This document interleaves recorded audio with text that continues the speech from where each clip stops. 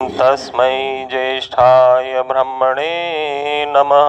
उपस्थित उप प्रधान जी, अपने मंत्रीवर और यहाँ अन्य सभी आर्य सज्जनों, ईश्वर की असीम अनुकंपा और महर्षि दयानंद के आशीर्वाद के फलस्वरूप यहाँ कुछ बोलने का शुभ अवसर प्राप्त हुआ है।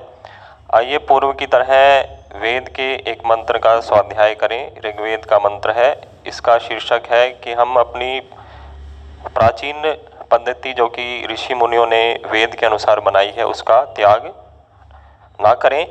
तो मंत्र पाठ है, आइए मिलके पाठ करते हैं।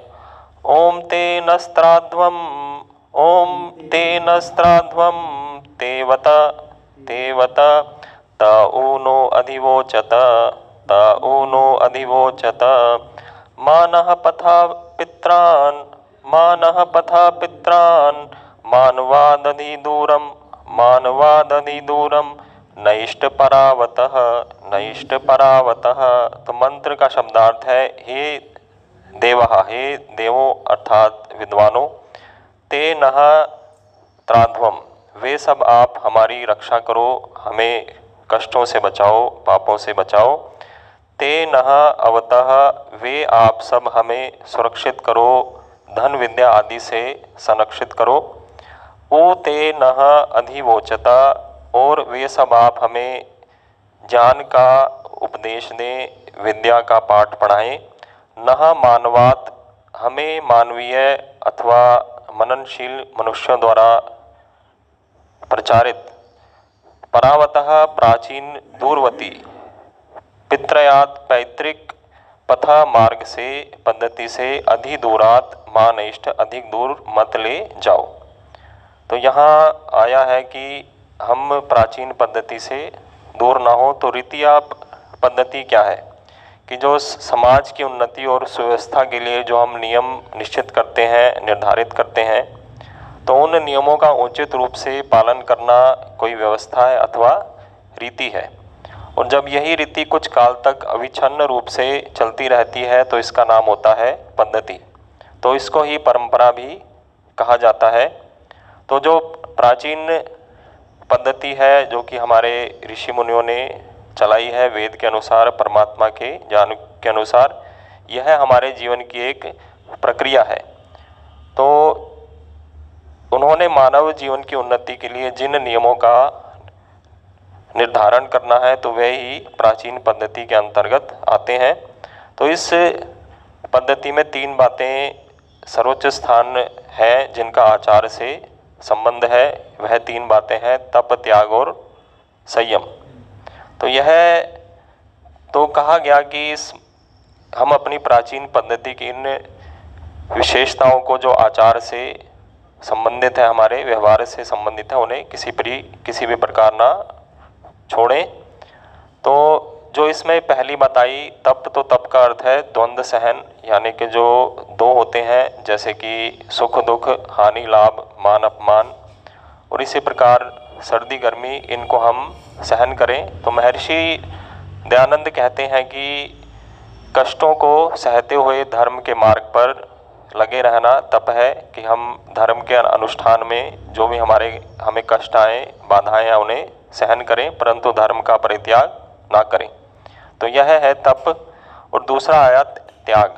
तो वेद के एक मंत्र में आया, तेन त्यक्तेन भुंजीथा, कि त्याग पूर्वक भोग करो, कि भोग तो कर रहे हो लेकिन कुछ छोड़ना भी है दूसरों के लिए भी कुछ त्याग करना है। कि जो भी भोग के लिए आप वस्तुएं अर्जित करते हैं जैसे कि धन धान्य विद्या आदि, तो जो भी आपके पास वस्तुएं हैं, अन्न धन जल वस्त्र, तो इनको त्याग पूर्वक भोगो, अर्थात दूसरों के लिए भी निकालो इसका भाग। तो इसलिए इसका नाम हुआ त्याग, कि भोग भी रहे हैं लेकिन दूसरों के लिए त्याग भी रहे हैं। केवल स्वार्थ की भावना नहीं है, परमार्थ की भावना भी है।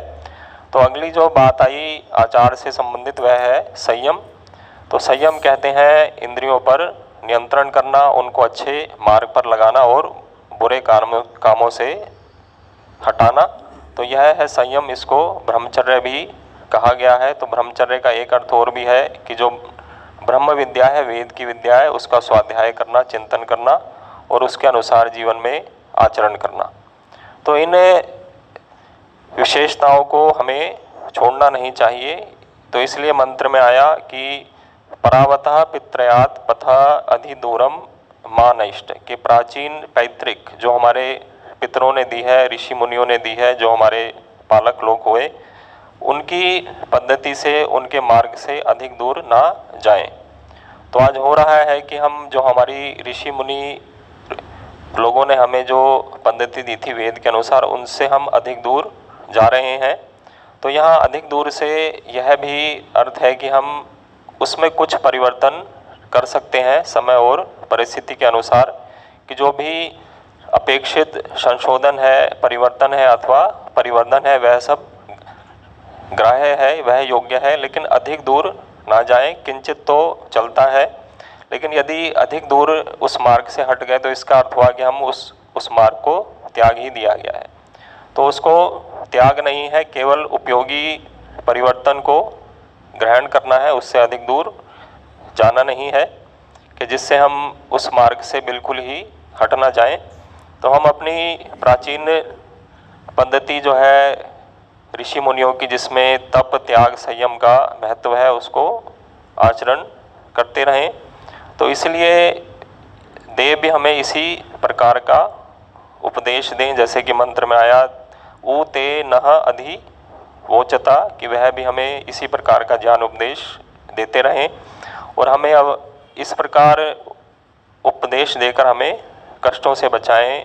तो इसलिए कहा ते नह त्राध्वम और ते नह अवतः, यह इन दोनों का ही अर्थ है कि हमें रक्षा प्रदान करें ज्ञान के माध्यम से और विद्या के माध्यम से।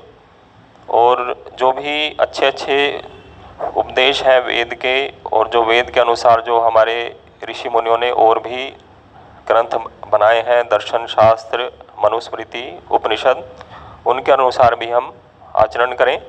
तो वेद तो है परमात्मा की वाणी, और जो अन्य ग्रंथ है मनुस्मृति, उपनिषद, दर्शन शास्त्र, रामायण, महाभारत, यह ऋषि मुनियों के बनाए हुए हैं। तो उनके अनुसार भी हम चलें, जो कि सारा वेद के अनुकूल उनमें लिखा है, तो उसका आचरण करें और उससे अधिक दूर ना जाएं, कि जिससे हमारा कल्याण हो। तो आइए एक भजन का भी हम गान कर लेते हैं। पंडित नंदलाल जी द्वारा रचित है यह भजन, तो आइए इसका पाठ करते हैं। वह ही दुनिया में सच्चा मानव कहाए, वह ही दुनिया में सच्चा मानव कहाए, कभी सत्य मार्ग से न डगमगाए, कभी सत्य मार्ग से न डगमगाए। सदा वेदवाणी जो पढ़ता पढ़ाता, सदा वेदवाणी जो पढ़ता पढ़ाता, स्वयं सुनता और दूसरों को सुनाता, स्वयं सुनता और दूसरों को सुनाता। हवन संध्या भक्ति में मन जो लगाए, हवन संध्या भक्ति में मन जो लगाए, कभी सत्य मार्ग से ना डगमगाए, कभी सत्य मार्ग से ना डगमगाए। वह ही दुनिया में सच्चा मानव कहाए, वह ही दुनिया में सच्चा मानव कहाए, कभी सत्य मार्ग से ना डगमगाए, कभी सत्य मार्ग से ना डगमगाए।